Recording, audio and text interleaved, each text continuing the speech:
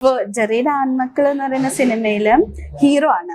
അപ്പൊ അതിലേക്ക് എങ്ങനെ വരുന്നത്? അതിലേക്ക് വരുന്നതെന്ന് പറഞ്ഞാൽ ഇപ്പൊ ഇതിലെ ഡയറക്ടറെ ഞാൻ അവിചാരിതമായി പരിചയപ്പെടുന്നു. ഡയറക്ടറായിട്ട് പുള്ളി ഒരു സിനിമ ചെയ്യാനുള്ള ആഗ്രഹം ഉണ്ടെന്ന് പറഞ്ഞു.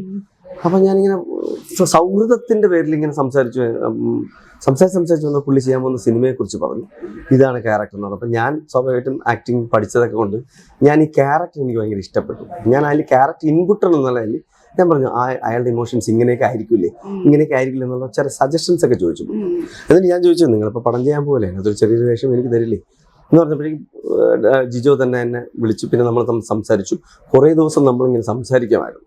പുള്ളിയുടെ സിനിമയെക്കുറിച്ചുള്ള പുള്ളിയുടെ അംബീഷനും എൻ്റെ അംബീഷനിലേക്ക് സംസാരിച്ചു നോക്കി. ഒരു 2 ആഴ്ച കഴിഞ്ഞിട്ട് വിളിച്ചിട്ട് പറഞ്ഞു, എനിക്കൊന്ന് കാണണം, പേഴ്സണലി കാണണം.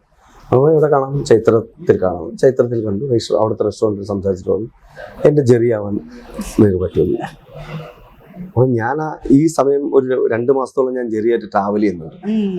അപ്പം ഞാൻ പറഞ്ഞു, ജിജോ നിങ്ങളിപ്പോൾ ചെയ്യുന്നത് പുതിയ ഫിലിമല്ലേ, അപ്പോൾ സ്വാഭാവികമായിട്ടും നിങ്ങളുടെ ഫസ്റ്റ് ഫിലിമല്ലേ, നിങ്ങളൊരു സ്റ്റാറിനെ വെച്ച് ചെയ്യുന്നതല്ലേ നല്ലത്. അപ്പോൾ ജിജോ എന്നോട് പറഞ്ഞ മറുപടി എന്ന് വെച്ച് കഴിഞ്ഞാൽ, നിങ്ങൾക്ക് ജെറിയെ അറിയാം, അപ്പോൾ ആ ജെറി ക്യാരക്ടറിനെ നിങ്ങൾക്ക് ക്യാരി ചെയ്യാൻ പറ്റുമെന്ന് എനിക്ക് നല്ല കോൺഫിഡൻസ് ഉണ്ട്. അതുകൊണ്ട് മാത്രമാണ് ഞാൻ നിങ്ങളെ ചെയ്യുന്നത്. അപ്പം ഞാൻ നിങ്ങളുടെ തീരുമാനം സ്ട്രോങ് ആണ്. സ്ട്രോങ് ആണ്. അപ്പോൾ എന്നിട്ടാണ് സ്ക്രിപ്റ്റ് തരുന്നത്. ഞാൻ സ്ക്രിപ്റ്റ് വായിച്ചു നോക്കിയിട്ട് നമ്മൾ എനിക്ക് ഭയങ്കര ഇഷ്ടപ്പെട്ടു, എനിക്ക് ചെയ്യാനുള്ള ഉണ്ട്. അപ്പം ജിജോയ്ക്ക് ഒരു ഇതുണ്ടായിരുന്നു, ട്രെയിൻഡ് ഒരു ആക്ടർ വേണം. അപ്പൊ ഈ ജെറിയുടെ ആൺമക്കൾ എന്ന് പറയുന്നത് ഇപ്പൊ ഇത്രയും പറഞ്ഞുകൊണ്ട് ഒരു ക്യാരക്ടറിനെ പറ്റി കേൾക്കാനും കുറച്ചുകൂടെ ഒരു ക്യാരക്ടറിനെ പറ്റി പറയാമോ? എന്താണ് ശരിക്കും ക്യാരക്ടർ എന്ന് പറഞ്ഞു കഴിഞ്ഞാൽ കുറെ ഗ്യാപ്പിന് ശേഷം നാട്ടിലേക്ക് വൈഫിന്റെയും പിള്ളേരുടെ അടുത്തേക്ക് വരുന്ന ഒരു ക്യാരക്ടറാണ് ഈ ജെറി.